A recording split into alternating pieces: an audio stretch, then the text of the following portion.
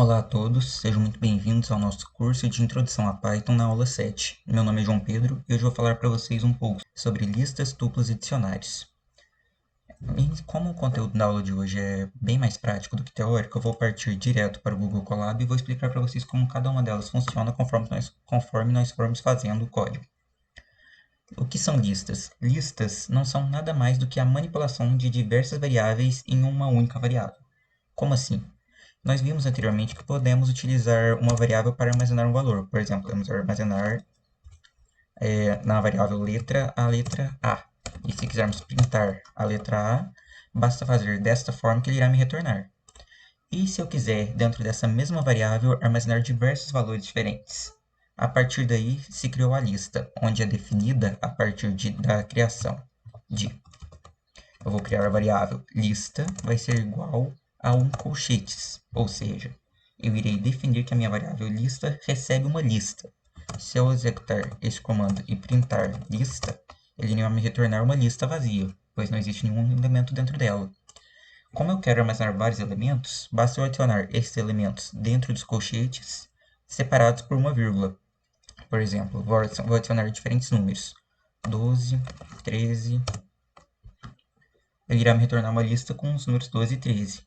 Uma característica bem interessante é que a lista não se limita aos mesmos tipos de elemento. Por exemplo, no caso aqui eu adicionei dois números. Eu posso adicionar uma string, oca. Eu posso adicionar um valor com vírgula, que ele irá da mesma forma retornar a minha lista. Existem diversos tipos de lista e diversas manipulações que nós podemos fazer. Uma manipulação bem interessante que nós podemos fazer é a seguinte. Nós temos a nossa lista que corresponde a 12, 13, pipoca e 12,8. E se eu quiser, antes dessa lista, criar uma lista 2, que vai receber João 16. E eu quiser falar que no meio dessa minha lista, eu tenho uma lista 2. Isso também é possível. Se eu printar lista aqui embaixo, vocês podem observar que eu tenho uma lista onde tem todos os atributos que eu tenho, só que na onde eu pedi para ela printar a minha lista 2, ela printou a lista 2. Isso é muito importante, porque muitas pessoas confundem, falando que a lista, na verdade, possui 6 elementos. Isso é errado, ela não possui 6 elementos. A minha lista possui 5 elementos, sendo que um desses elementos é uma outra lista com 2 elementos. Isso é muito importante que vocês se atentem a esse detalhe. Tanto que, quando nós vamos falar de manipulações de índice em listas, como assim manipulações de índice em listas? Como foi visto quando nós estamos manipulando strings, as listas também possuem variáveis e posições dentro delas. Por exemplo, eu quero printar apenas a palavra pipoca. Para isso, basta eu vir e printar lista na posição 2. Por que na posição 2? É importante observar que a lista, na verdade, se uma lista tem 5 elementos, que é o meu caso, vai do elemento 0 ao elemento 4, sendo o 0 o 12, o 1 o 13 e o 2 o pipoca, e por aí vai. E se eu quiser printar a palavra João? Como eu faço? Para isso, eu tenho que acessar primeiro o índice onde está a lista de João, ou seja, lista na posição 3, que se eu printar isso daqui, ele vai me retornar uma lista, observem. Então, o que eu faço? Qual elemento da minha lista eu quero acessar agora? João é o primeiro elemento, então é o elemento 0. Então, basta vir aqui e adicionar lista na posição 3 na posição 0, que ele vai me retornar a primeira lista, o primeiro elemento da minha segunda lista. Isso é bem importante avaliar, porque muitas vezes muitos códigos confundem, bugando, principalmente na hora de buscar lista dentro de listas. Seja isso em listas, em tuplas, em dicionários. Esse é um erro muito comum, então peço para que vocês se atentem a ele. Dentro das listas também existem diversas outras funções bem práticas. Como assim? Eu posso, por exemplo, ter uma lista enorme e eu não tenho a menor ideia de quantos elementos tem. Para isso, basta utilizar o comando len, ou seja, descobrir quantos elementos tem dentro de uma lista. Tanto que se eu pedir para printar quantos elementos tem em lista 2, ele vai me retornar 2, João e 16. E se eu quiser para printar quantos elementos possui dentro de lista, ele vai me retornar 5. Isso que eu falei para vocês se atentarem, porque o elemento número 4, índice 3 da minha lista, é uma lista. Batendo na mesma tecla novamente, porque é algo muito importante. Outro fator bem importante que é bom saber é que nós podemos fazer operações aritméticas com as listas. Como assim? Eu quero, por exemplo, printar lista mais lista. Observem que a minha lista começa no 12 e vai até o 12.8, ou seja, isso daqui é a minha lista e eu estou concatenando ao final da minha lista uma segunda lista, que é a mesma lista. Eu posso fazer a mesma coisa com lista 2. Lista mais lista 2, ou seja, isso daqui corresponde à minha lista e isso corresponde à minha lista 2. Ah, isso funciona apenas para concatenação e soma? Não. Você pode fazer uma multiplicação. Ah, como assim multiplicação? Lista vezes 4. Lista 2, para não ficar um conteúdo muito grande, ele irá concatenar 4 vezes o valor da minha lista 2. E, João, eu posso fazer uma multiplicação de uma lista para outra lista? Você não pode fazer uma concatenação de uma lista com outra lista, porque esse tipo de concatenação, de operação aritmética que existe dentro das listas, funciona apenas com números inteiros. Isso é muito importante ser observado, pois frequentemente muitas pessoas tentam fazer uma multiplicação para fazer como se fosse uma regrinha de distribuição e dá um erro, e muitas pessoas ficam travadas batendo nessa mesma tecla. Por que dá erro? Porque concatenação em lista serve apenas como uma concatenação de inteiros. Não é possível fazer multiplicações entre listas, assim como dá para fazer soma entre listas. Ok?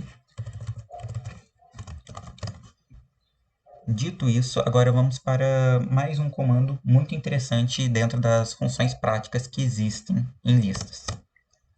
Nós vimos que se eu printar aqui novamente a minha lista, nós temos vários elementos.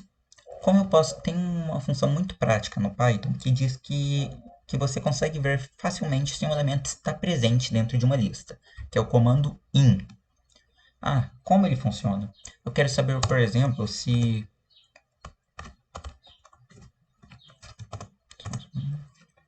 pipoca está em lista.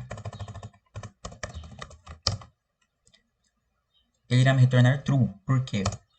Se eu printar a minha lista, vocês podem ver que pipoca está presente na lista. Então, ele irá me retornar true porque foi encontrado esse elemento lá. Assim como o elemento número 12. Sem aspas, porque no caso não é uma string.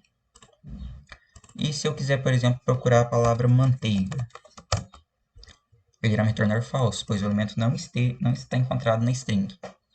E uma outra coisa que nós podemos ainda fazer nas listas é alguns comandos quando existem listas apenas aritméticas, apenas com números.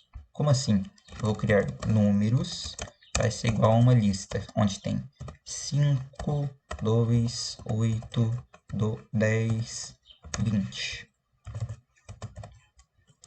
Eu tenho essa lista e eu quero pegar o menor número dessa lista. O menor número que está presente nessa lista é o 2, assim como o maior número presente nessa lista, ou seja, o máximo número presente nessa lista é o número 20. Isso funciona de uma forma bem prática quando você tem listas muito grandes e você quer saber um valor específico. Além disso, também existe um outro comando que é o comando sum, que vai basicamente somar todos os números presentes em uma lista. Esses são comandos bem práticos quando você está mexendo em códigos bem grandes, onde existem muitos valores registrados e você quer fazer algo de forma prática para somar ou realizar menor, achar o maior índice entre todos eles. Além disso, existem as manipulações em listas. Como assim manipulações em listas? No caso, todos os códigos que eu passei acima são feitos quando você tem uma lista já pronta, quando você não quer alterar ela novamente. Então, caso você queira mexer nela gradativamente, conforme o usuário for mexendo em algum sistema, ou caso você queira manipular algum item específico, Existem alguns comandos próprios para manipular essas listas. Como assim? Revendo novamente a minha lista. Essa é a minha lista atual. Eu posso querer adicionar apenas um único valor ao final dela, sem alterar todo o resto e sem ter que reescrever lista igual a 12 e por aí vai. Como eu faço isso? Existe um comando chamado append, que é feito da seguinte forma, e esse comando sempre adiciona ao final da minha lista um novo elemento. Por exemplo, agora eu quero adicionar manteiga ao final da minha lista. Se eu executar esse comando e listar minha lista novamente, vocês podem ver que a minha lista adicionou duas manteigas porque eu executei duas vezes o código. Por isso, a lista foi executada duas vezes. Por exemplo, se eu vier aqui em cima, definir toda vez que eu passar o meu código, para definir que a minha lista é esse daqui fixo, eu quero adicionar a palavra manteiga ao final dela, ela irá adicionar. O porquê que aquela hora apareceu duas manteigas? Porque eu executei um código sem printar minha lista e depois eu executei novamente. Então ele concatenou duas vezes ao final. No caso eu coloquei esse daqui apenas para forçar o início e depois adicionar a palavra final. Uma outra forma de inserção dentro de uma lista é o comando insert. Como esse comando funciona? Este comando, na verdade, funciona praticamente da mesma forma que o append, porém, você poderá inserir esse item em qualquer posição da sua lista. Por exemplo, se eu quiser adicionar esse item na minha primeira posição, basta colocar 0, que ele vai pegar a primeira posição da minha lista e vai adicionar a palavra manteiga, fazendo com que todos os itens que estão na posição 0 adiante passem uma posição acima. Vocês podem ver que se eu executar esse código novamente, agora o manteiga está na primeira posição, enquanto todos os outros itens foram passados uma posição à frente sem nenhum ser excluído. Partindo agora para exclusão, vocês podem ver que da mesma forma que existe o append e o insert, existem outros comandos para exclusão, que é o pop e o remove. Como eles funcionam? Vamos começar falando sobre o comando pop. Eu tenho uma lista, que é a seguinte lista.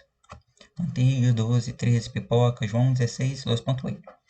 Eu posso vir e dar um lista.pop. Esse comando basicamente vai excluir o último elemento da minha lista se não passar nenhum parâmetro.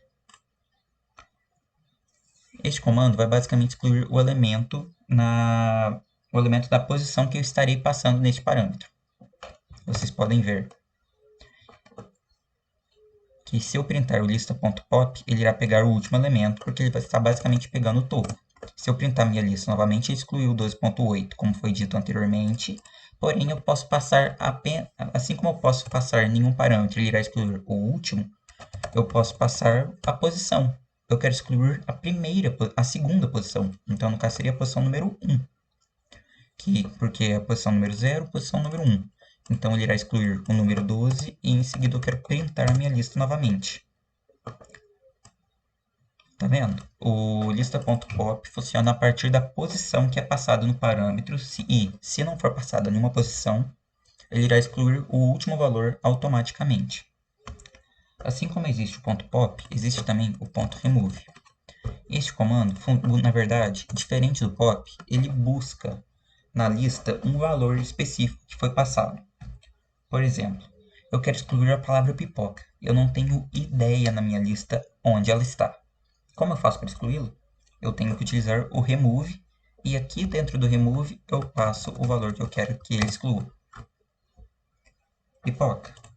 E caso ele passe um valor que não esteja presente numa lista, como por exemplo planta, ele irá retornar um erro, porque o valor x not in list, que é exatamente a mesma coisa como se ele estivesse retornando o false na minha verificação que eu tinha feito anteriormente, se x está na lista. No caso, ele está basicamente retornando que x não está na lista, mas na forma de um erro. Além disso, existem outros dois comandos muito práticos, que são utilizados muito frequentemente quando estamos falando de lista. é o comando sort e o comando reverse. Como assim o comando sort e o comando reverse? O comando reverse, por exemplo, que é lista.reverse. Se eu tenho a minha lista, que é manteiga 13 João 16, ele irá inverter completamente a ordem de todos os elementos da minha lista. No caso, faltou apenas eu printar a minha lista. A minha lista original é essa, e se eu executar o comando, ele irá inverter a ordem. No caso, a primeira vez que eu executei não apareceu nada, então a segunda vez que eu executei, o que eu tinha invertido eu já desfiz. Então ele voltou para o original e agora ela foi invertida novamente. Mostrando assim que o reverse basicamente troca a ordem de tudo. E se eu quiser dar um comando sort,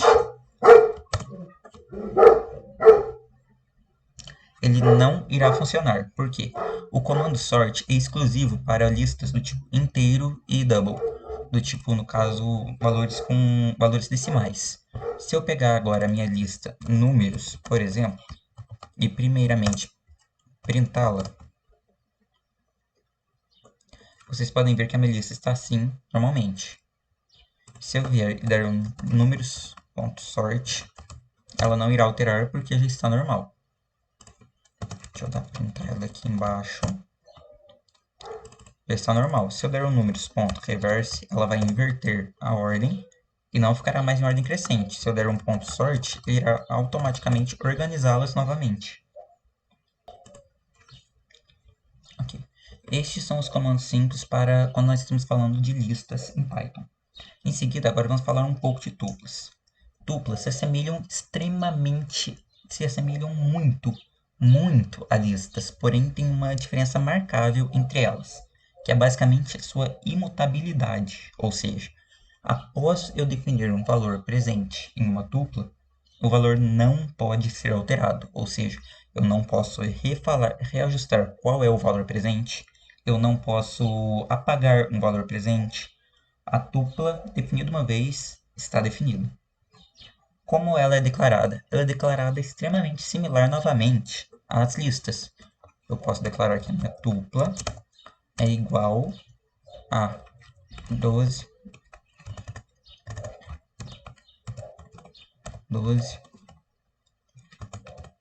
13 e 20. Qual é a diferença da minha tupla para a minha lista? A minha tupla é declarada por parênteses e não por colchetes. Se eu executar isso novamente e aqui embaixo eu criar aqui e printar a minha tupla, vocês podem ver que vai printar da mesma forma que a lista, porém entre parênteses, porque é uma tupla. Tanto que se eu quiser vir aqui e quiser redefinir que a minha tupla na posição 0, por exemplo, não é mais 13, e sim 11, vocês podem ver que tá aqui retorna falando que o objeto tupla, que no caso é esse daqui, não suporta um tipo de alteração entre os valores. Por quê? Porque a tupla não pode ser alterada manualmente, ok? É muito importante saber disso. Em seguida, uma outra questão que é muito importante saber sobre as tuplas é que uma tupla é obrigatoriamente necessária ter mais de um item, porque senão ele irá admitir que o item anterior é visto mais como uma string do que como uma tupla em si. Por exemplo, se eu quiser vir aqui e criar minha tupla 2, vai ser igual João,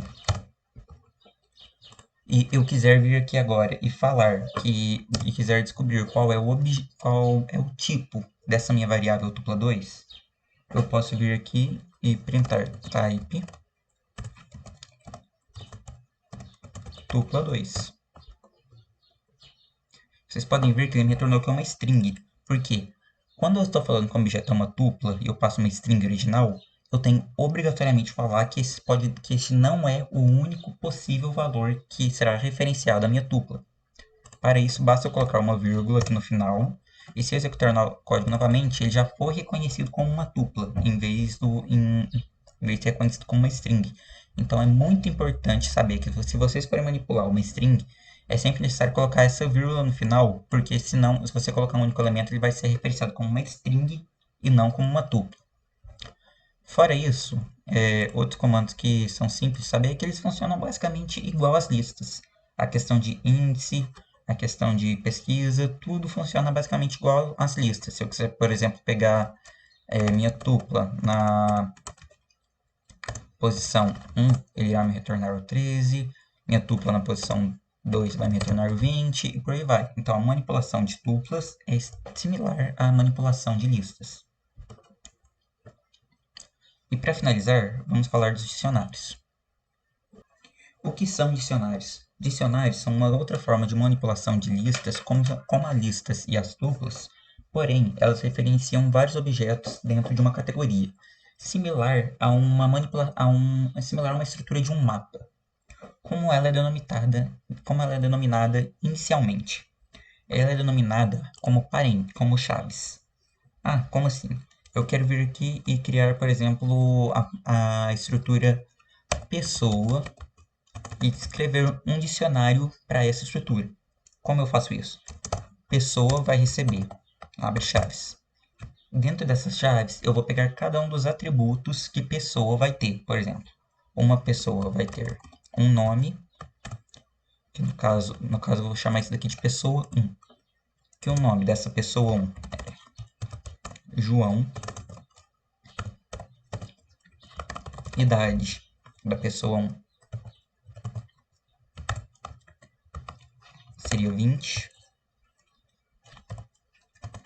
E só. E se eu vier aqui, por exemplo, e printar pessoa 1, você vai ver que ele me retornou um dicionário, onde a idade desse usuário é 20 e o nome desse usuário é João. Essa estrutura se assemelha muito a quem mexe com JavaScript, por exemplo, principalmente com Node, com React.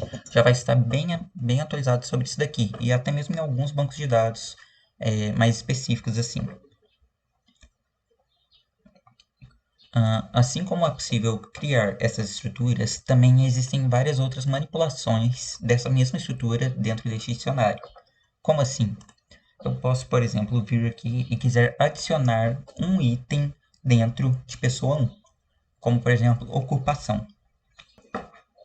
Para eu adicionar, por exemplo, um item dentro de pessoa 1, basta eu vir aqui e falar pessoa 1 na posição que eu quero adicionar o item, ou seja, pessoa 1 na posição, por exemplo, ocupação, vai ser igual estudante. Nisso já foi puxado o novo valor de pessoa 1 e eu posso printá-lo, que agora no meu dicionário tem um novo valor, ocupação estudante. Uma coisa interessante em dicionários é que eu também posso buscar apenas atributos que eu quero saber. Por exemplo, não me importa a idade da pessoa 1, nem a ocupação. Quero saber apenas o nome dela. Eu posso vir printar pessoa 1 na posição nome, que irá me retornar apenas João. Além da forma de adicionar um item dentro de um dicionário, eu posso também excluir um item dentro de um dicionário. Existem duas formas de fazer isso. A primeira é utilizar o comando pop e o segundo é utilizando o comando delete. Vamos fazer primeiro com o comando pop. Como eu faço isso? Basta eu vir digitar o item do dicionário que eu quero apagar, pessoa 1.pop. Aqui dentro eu passo o valor do campo que eu quero apagar, ou seja, eu quero apagar nome. Nome não, vou apagar a ocupação. E apagando a ocupação, eu tenho que colocar um outro atributo aqui, que é o none. Este atributo aqui é porque o comando pop ele me retorna uma mensagem de erro caso não seja possível apagar esse campo, caso esse campo não esteja presente. Então, esse none, basicamente, oculta a mensagem de erro que daria, uma mensagem que daria de key error. Então, se eu der um pessoa1.pop ocupação e printar pessoa 1, vocês podem ver que agora a ocupação sumiu, sobrou apenas outros dois campos. E o outro campo, eu vou agora adicionar esse campo novamente, só para facilitar aqui, para a gente poder alterar esse mesmo campo de uma outra forma. E a outra forma que eu vou alterar o campo é basicamente usando o comando delete, que basicamente basta digitar delete, del, pessoa 1 na posição ocupação. E se eu vier aqui e printar pessoa 1, também foi apagado. Essas são as manipulações de lista, tupla e dicionário que vai ser passado no curso simples de Introdução a Python de hoje. Caso vocês tenham alguma dúvida, vocês podem entrar em contato que eu vou buscar responder vocês. E esse foi a aula de hoje. Muito obrigado e até a próxima.